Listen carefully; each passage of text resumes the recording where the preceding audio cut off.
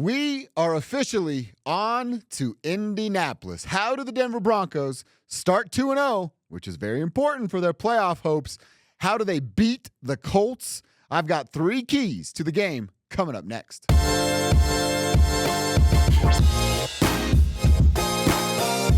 right, Broncos country, let's dive deep into this thing. The Denver Broncos get a win over the Tennessee Titans. Now you move on to what people want you to believe is the hottest team in the NFL, Daniel Jones and the Indianapolis Colts, who scored on every single offensive possession that they had a week ago. I'm not a big believer. The flavor of the week doesn't taste good to me. I'm not a believer in Daniel Jones and these Indianapolis Colts.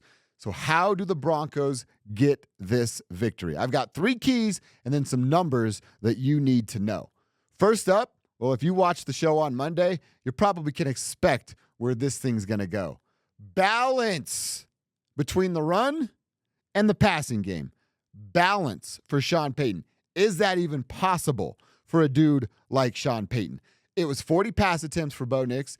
It was 22 rushing attempts by running backs. 30 total because Bo ran the ball 8 different times, but he don't count because he's not a running back. So will we have more balance? Now, an average offense is going to play 60 plays a game. Sometimes you give or take a couple of north, sometimes you give or take a couple south. But it's about 60 plays roughly a game. Now, if I were to say, hey, it's a 30-30 split, of course that's perfect. The coach is Sean Payton. It's never going to be that close of a split. Could we go 35-25? Can you go 33-27? That's the healthy kind of split that I'm looking at. 33-27. 33 passes for Bo.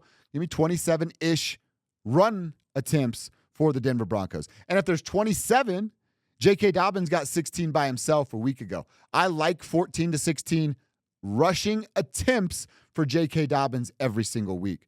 But 6 for my man R.J. Harvey, you're about 6'7" too short for my liking. So balance is key number 1. And to be honest, I'm a little nervous about it because of all the reasons I stated back on Monday's show. You know what else is an added bonus to balance if the Broncos are able to achieve that coming up Sunday in Indianapolis?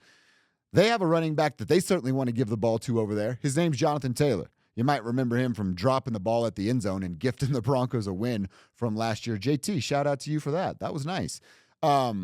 Keep him off the field. You have a healthy balance between run and pass.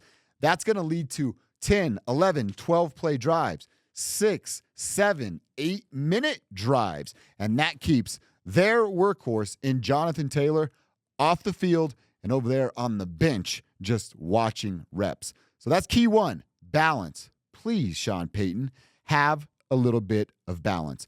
Number 2, we got to go to Bo Nix here.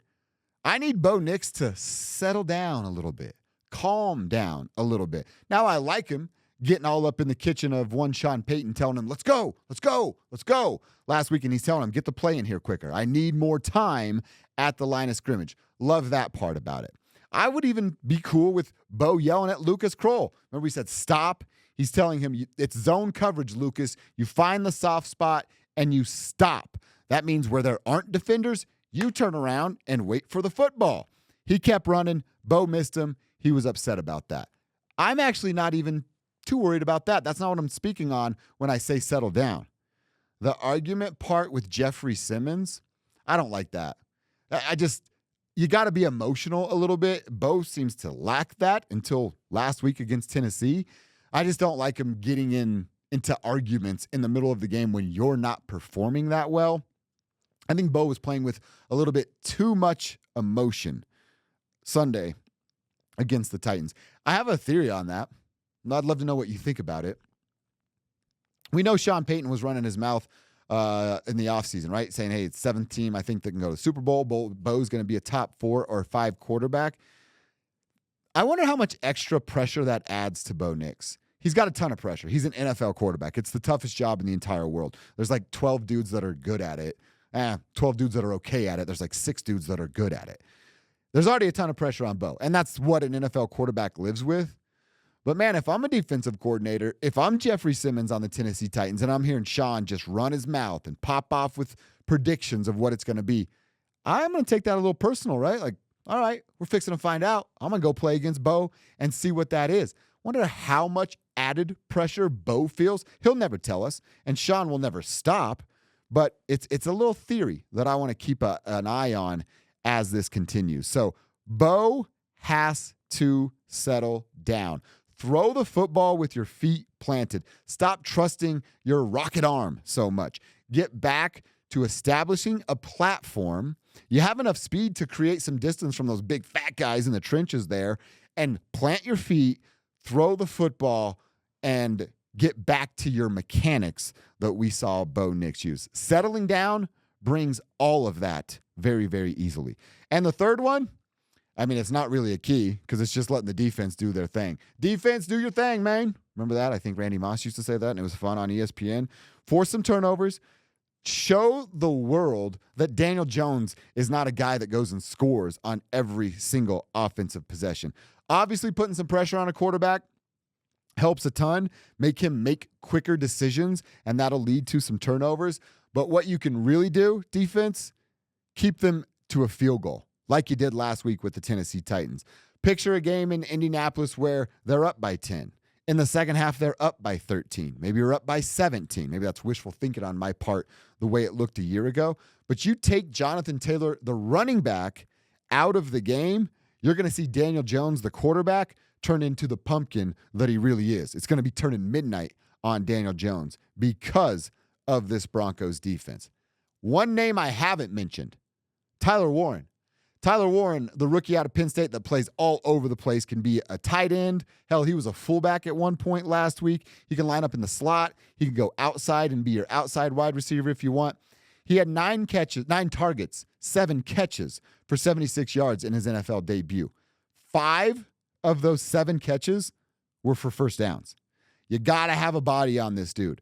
Can Dre Greenlaw come back and be that dude that keeps a Tyler Warren in check? They're going to have Pittman on the outside. PS2 is going to shut that down. It's a complete wash. I think with Greenlaw back on the field, you might be able to call it as close to a complete wash as possible with Tyler Warren on the field. That dude can do it all. Dre Greenlaw needs to be out there to check him. The beauty, if he's not, because of how good PS2 is, you have a Talanoa Hufanga or a Brandon Jones playing down with a Stranad or a Singleton, whomever it may be.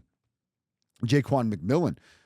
Which size difference is a little scary there, but you get to bracket Tyler Warren because how much you trust in PS2. But do not forget about the big fella.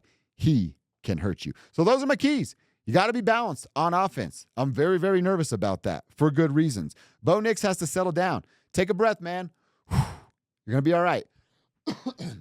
And then obviously the third one is just the defense. Continue to absolutely dominate the way that you have been dominating. I'm making myself cry up here. All right, now to some numbers that you need to know. Numbers that you need to know, and we start with how the Broncos have looked in Indianapolis. Look at that. 1 win in Indianapolis in their last 8 tries.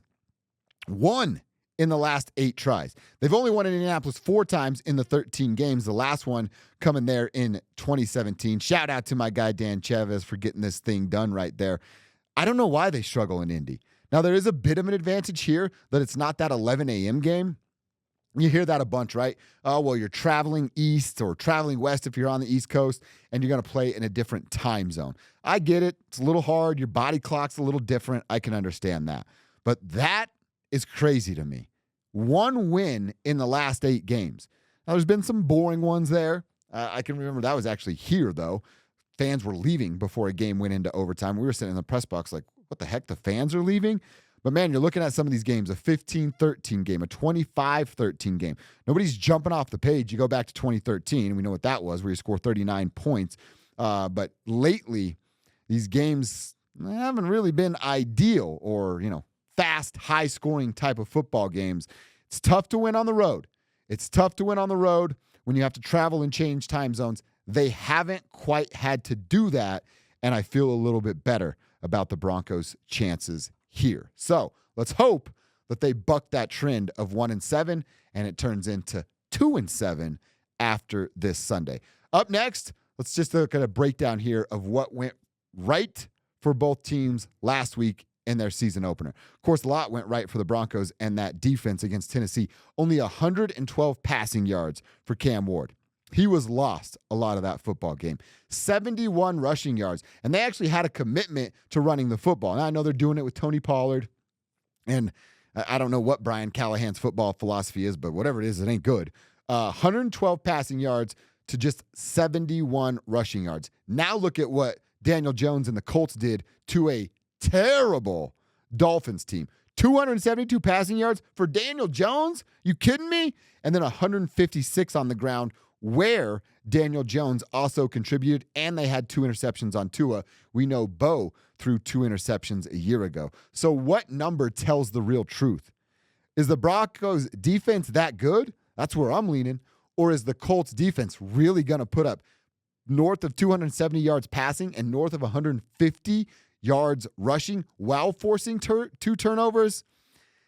I think that the Colts offense is phony. Fake, not real, a flash in the pan, whatever you want to call it. They're not going to put up those kind of numbers, and they're certainly not going to do it against these Denver Broncos. I like the Broncos to get it done. Follow my keys. Sean doesn't go crazy with the pass game, and Bo relaxes a little bit. They get the dub.